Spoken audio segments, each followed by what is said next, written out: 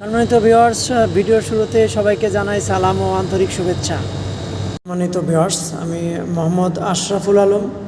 আমি করণী গ্রুপ এর একটি প্রতিষ্ঠান করণী নিট কম্পোজিট লিমিটেডের আন্ডারে সিনিয়র এসি টেকনিশিয়ান হিসেবে কর্মরত আছি। সম্মানিত ভিউয়ার্স, আমি আজকে আপনাদের সামনে এয়ার কন্ডিশনারের একটি কম্প্রেসরের বিষয় নিয়ে আলোচনা করতে চাই। ভিডিওতে আমরা জানতে পারবো কম্প্রেসর কী এবং কম্প্রেসরের কাজ কী, এবং সাধারণত আমরা 1 টন থেকে 4 টন ক্যাপাসিটি এয়ার কন্ডিশনার কী ধরনের কম্প্রেসর ব্যবহার করে থাকি।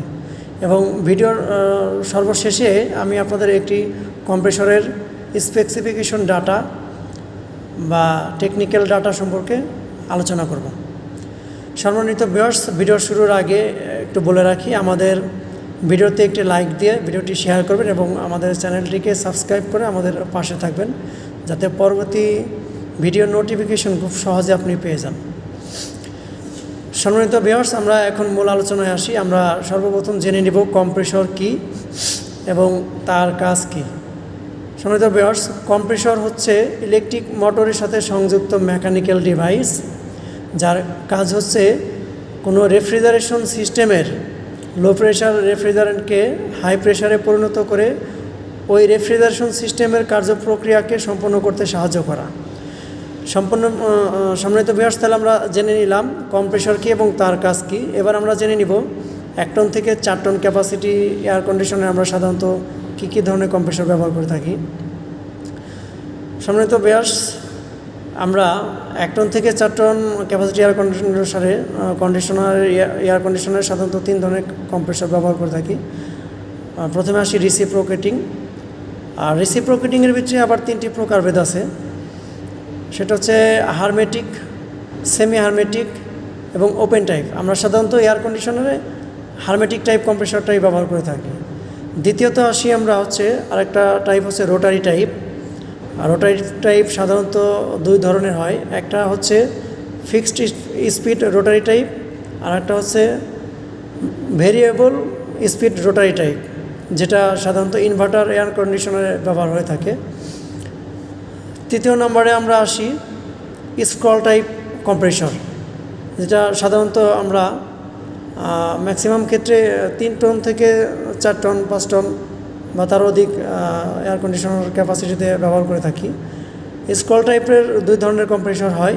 একটা হচ্ছে ফিক্সড স্পিড স্ক্রল কম্প্রেসর, আর একটা হচ্ছে variable speed compressor. Variable speed compressor সাধারণত ইনভার্টার টেকনোলজি যে এয়ার কন্ডিশনারগুলো আছে সেগুলোতে ব্যবহার করা হয়ে থাকে। তাছাড়া আদার্স ভিআরএফ সিস্টেম এগুলোতেও ব্যবহার হয়ে থাকে।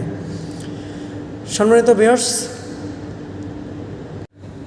ভিউয়ার্স, ভিডিওর শুরুতে আমরা জেনে নিয়েছিলাম কম্প্রেসর কী এবং তার কাজ কী, এবং 1 টন থেকে 4 টন ক্যাপাসিটি এয়ার কন্ডিশনার আমরা কী ধরনের কম্প্রেসর ব্যবহার করে থাকি।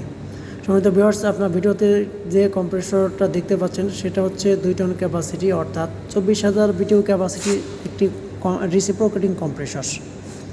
সাধারণত আমরা যখন বাজার থেকে একটি কম্প্রেসর ক্রয় করি, কম্প্রেসরের গায়ে কিলোওয়াট বা বিটিউ লেখা থাকে না। সেক্ষেত্রে আমরা কীভাবে নির্বাচন করব?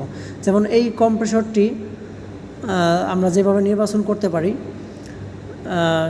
সেটা হচ্ছে এটা যেমন হচ্ছে কুলথন ব্র্যান্ডের একটি রিসিপ্রোকেটিং কম্প্রেসর। এটার মডেল নাম্বার হচ্ছে AW5530EK। এলআরএ রেটিংয়ে যদি হিসাব করি 73, আর এলএতে যদি হিসাব করে সেক্ষেত্রে হচ্ছে 12.2। সম্মানিত ভিউয়ার্স, এটা মেড ইন থাইল্যান্ডের একটি কম্প্রেসর, খুবই ভালো মানের একটি কম্প্রেসর। আর এই কম্প্রেসর যখন আপনারা ক্রয় করবেন, এটার সাথে নতুন একটি ক্যাপাসিটর দিয়ে দিবে। আর ক্যাপাসিটরটার ক্যাপাসিটি থাকবে 50 মাইক্রোফ্যারাড, অর্থাৎ 50 মাইক্রোফ্যারাড। সম্মানিত ভিউয়ার্স, আপনারা চেষ্টা করবেন সাথে যে ক্যাপাসিটরটি আপনাদের দিয়ে দেবে এই ক্যাপাসিটরটি ব্যবহার করার জন্য। কোম্পানি খুব ম্যাচিং করে ক্যাপাসিটরগুলোর সাথে দিয়ে থাকে, যাতে কম্প্রেসরটি খুব ভালো একটি সার্ভিস দেয়। সম্মানিত ভিউয়ার্স, আমরা যখন বাজার থেকে একটি কম্প্রেসর ক্রয় করি, সেই ক্ষেত্রে কম্প্রেসরের গায়ে কোনো বিটিউ বা কিলো ক্যাপাসিটি কিলোওয়াট লেখা থাকে না। সেই ক্ষেত্রে যেমন এই কম্প্রেসরটি যদি আপনি সঠিক তথ্য যাচাই করতে চান যে আপনার সাপ্লায়ার আপনাকে সঠিক কম্প্রেসরটি বা প্রয়োজনীয় কম্প্রেসরটি দিল কিনা, সেক্ষেত্রে এটার